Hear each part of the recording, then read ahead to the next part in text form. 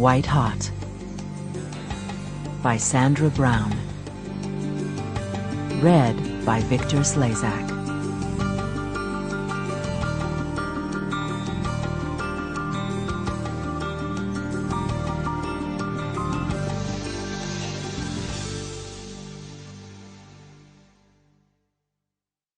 Some said that if he was going to kill himself, he couldn't have picked a better day for it.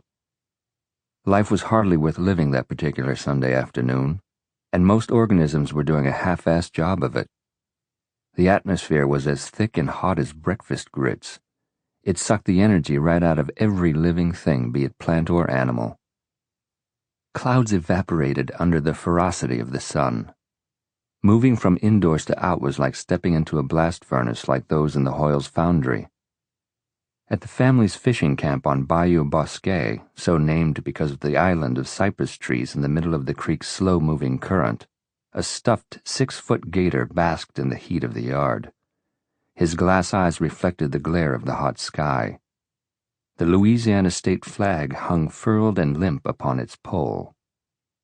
Cicadas were too indolent to make their grating music. Fish remained well below the surface of the water in its opaque green blanket of duckweed. A water moccasin lay inert on the bank, menacing but motionless. The swamp was a natural aviary, but today every species of fowl seemed to be napping in its nest, with the exception of a single hawk. He was perched at the top of a tree that had been killed by a lightning strike decades before. The winged hunter eyed the cabin below. Perhaps he spied the mouse skittering among the pilings that supported the fishing pier.